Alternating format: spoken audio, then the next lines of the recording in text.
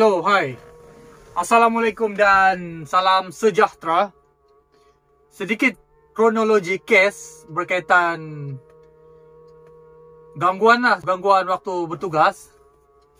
Boleh tengok dalam video tu. Time tu saya melalui salah satu jalan di mana jalan tu agak sunyi juga jalan tu. Dan di kiri dan kanan jalan tu hutan tebal dan kebun kelapa sawit. Ada setengah tu dia kawasan kelapa sawit lah, dan ada setengah lagi dia kawasan hutan tebal. Di mana ketika saya melalui di salah satu selekor di bahagian sana, saya ternampaklah objek yang ada di atas jalan tu. Kejadian tu pun dia terjadi lebih kurang pukul 3 pagi. Pada mulanya saya melalui tempat tu dan saya terperasan sesuatu objek yang ada di atas jalan. Selepas saya melepasi objek tersebut lebih kurang dalam 2 ke 3 kilo, saya dalam fikiran saya ni macam-macam bermain Rasa nak pusing balik, nak tengok pun ada kan. Dan tertanya-tanya apa betulkah objek tu. Lepas tu saya membuat keputusan untuk berpatah balik. Saya set up kamera semua untuk berpatah balik dengan tujuan untuk memastikan objek tu seperti yang saya fikirkan. Nombor 1, nombor 2 dengan tujuan saya risau nanti ada kenderaan ke ataupun motor yang lalu di kawasan tersebut, walaupun jalan tu memang kurang sangat kenderaan lalu, tambah lagi di lewat malam dan di musim PKP memang tak ada. Tapi risau lah tiba-tiba ada yang lalu dan terlanggar benda tu, dah lain cerita kan.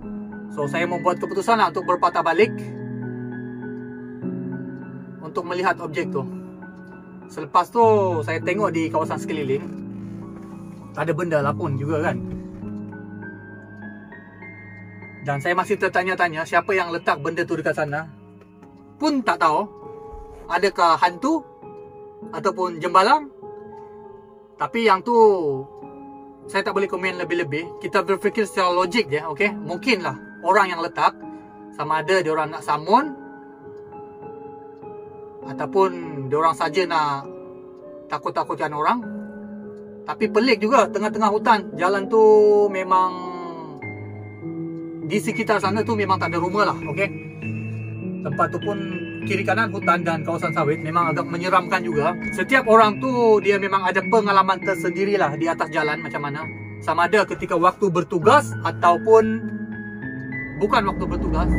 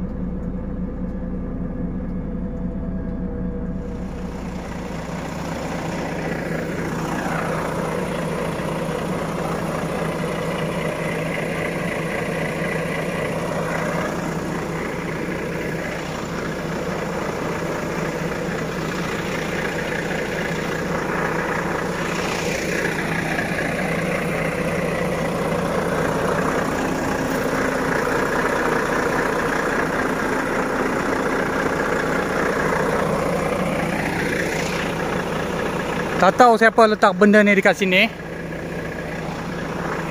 Sekarang ni pun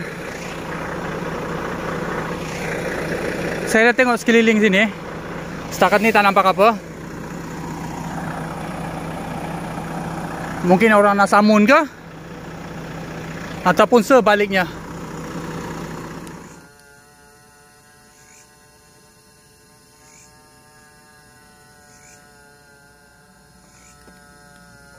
Saya sendiri pun masih tertanya-tanya macam mana objek ni boleh berada di atas jalan.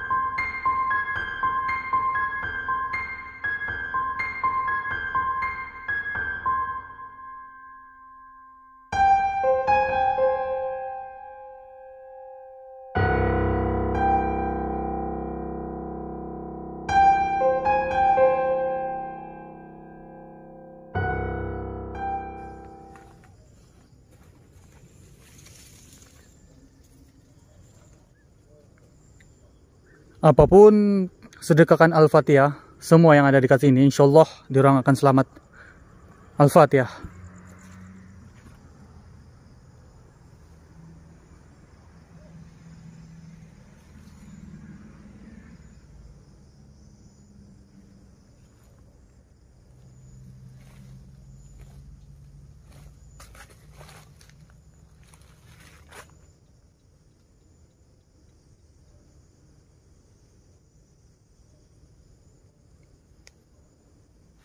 So, time tu saya ambil batu nisan tu, and saya jalan dalam lebih kurang 5 ke 10 kilo lah, lebih kurang macam tu. Saya pun terserempak dengan, saya pun terjumpa dengan satu tempat ni, kawasan perkuburan lah, kawasan perkuburan Islam. Dan saya membuat keputusan lah yang batu tu saya akan letak dekat sana.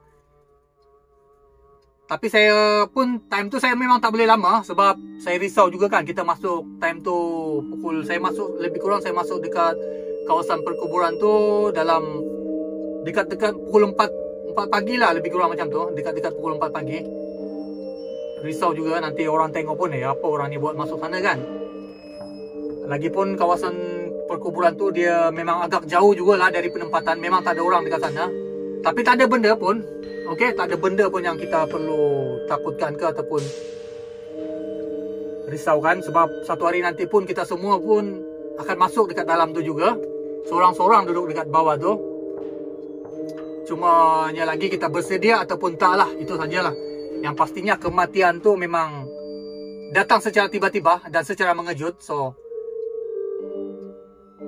sentiasalah beringatlah, berwaspada, okey. Amalan kita tu semua tu pun, ya, kita pun sedia maklum macam mana kita punya diri ni penuh dengan kesilapan kan. Tapi sepanjang saya melakukan perjalanan pada malam tu, itu bukan malam, itu dah kira pagi dah. Pukul kejadian tu pun lebih kurang pukul 3 pagi. Mula-mula tak ada benda tapi saya dah ambil batu nisan tu dan bawa dekat saya. Saya fikir macam-macam, macam mana benda ni boleh dekat, ada dekat atas jalan kan. Tapi usnuzon, orang kata apa, usnuzon. Kita usnuzon je lah. Mungkin jatuh dari van jenazah ke ataupun sebaliknya lah kot. Yang tu saya tak boleh pastikan. Tapi yang pastinya saya dah melalui detik-detik tu, agak memang ada rasa scary juga, sikit-sikit lah, okey. Tapi benda ni kita, macam mana orang kata, kita fikir secara logik je lah. Bukan ada entiti ke ataupun sebaliknya ke yang letak benda tu dekat sana. Tapi memang manusia ataupun ada masalah teknikal. Mungkin benda tu jatuh dekat atas jalan. Cumanya lagi kedudukan benda tu betul-betul dia menegak betul-betul dia menegak di tengah-tengah jalan sunyi tu. Dan saya tak boleh dedahkan apa tu tempat jalan tu dekat mana, sebab dekat sini tak ada unsur saya menakut-nakutkan sesiapa yang melalui jalan tersebut. So rasanya tak perlulah saya dedahkan secara detail lah tempat tu dekat mana. Yang penting sentiasa waspada, dan benda-benda misteri dan mistik tu tak tengok tempat dia nak jadi dekat mana pun, dia tetap akan jadi. Selepas daripada kejadian tu terjadi, saya lalu balik tempat tu lah di siang hari, dan saya sempatlah juga singgah di ada kawasan perkampungan dekat sana, tapi bukan di lokasi tersebut, jauh daripada sana. Dan saya berhenti dekat sana dan cubalah bersembang-sembang dengan penduduk dekat sana. Beberapa orang lah, ada 2 orang, seorang tu budak lagi lah. Okay, budak tak budak lah, lebih kurang saya ingat bawah saya sikit je, 20-an macam tu. Dan yang seorang lagi tu seorang pakcik. Saya tanyalah diorang pasal jalan-jalan sekian-sekian ni, dan diorang pun ada bagi tahu dekat saya yang jalan tu memang agak mistik dan misteri juga. Tapi saya tak cakap pun pasal saya jumpa objek tu, tak ada.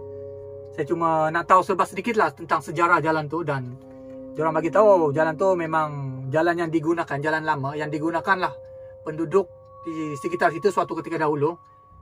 Sekarang jalan tu pun ada juga orang lalu, cuma terlalu kurang. Mengikut daripada cerita pakcik tu, dia kata yang memang ada beberapa gangguan juga orang yang pernah melalui jalan tu ketika mereka menggunakan laluan tersebut. Cuma susah dan sukar untuk dizahirkan. Itu sajalah tentang tempat tu. Dan apa yang saya kongsikan ni sebenarnya ini sebahagian kecil pengalaman mereka yang bekerja di atas jalan. Kalau tanya dekat abang-abang kita, pakcik-pakcik, otai-otai kita lah, boleh tanya diorang. Diorang tu lagi macam-macam pengalaman di atas jalan. Yang saya kongsikan ni hanyalah sebahagian kecil. Dan yang pastinya setiap orang yang bekerja di atas jalan ataupun tidak bekerja di atas jalan, yang menggunakan jalan raya, pasti ada cerita tersendiri berkaitan hal-hal misteri ataupun berkaitan hal-hal mistik. Cuma kita nak ungkapkan dan nak ceritakan tu saja agak susah dan tak tahu macam mana untuk disampaikan. Dan untuk mereka yang pernah melalui saja akan faham situasi dan keadaan tu. Apapun, untuk orang semua, siapa-siapa yang tengok video ni ataupun yang tak tengok, sentiasalah waspada dan hati-hati, dan sentiasa bersedia dengan sebarang kemungkinan yang terjadi, sama ada gangguan-gangguan mistik ataupun gangguan daripada manusia durjana. So semoga korang semua yang sedang bertugas ataupun yang tak bertugas tu dimurahkan rezeki dan sentiasa dilindungi dan dipermudahkan segala urusan. Dan last kali kita sama-sama lah kita doakan untuk diorang yang dah pergi itulah, tak kisahlah siapa pun. Okey, siapa-siapalah yang dah pergi untuk selamanya, doakan untuk diorang, sebab kita boleh tolong diorang dengan cara tu saja. Okey, itu saja kita boleh tolong diorang. Manusia tu memang tak boleh lari daripada kematian, dan kematian tu akan datang secara tiba-tiba tanpa kita sedari dan tanpa kita sedia ataupun tak bersedia. So yang pastinya satu hari nanti kita pun akan masuk dekat dalam tu dan bersendirian dekat dalam. Manakala batu nisan tu ada di atas kubur kita, menandakan itu kubur si Fulan dan si Fulan. Mungkin saya dan mungkin orang ataupun siapa saja. Sebab mati itu memang pasti dan tak ada siapa yang boleh lari daripada kematian. So doakan yang terbaiklah untuk dorang. Sekian. Terima kasih. Bye-bye.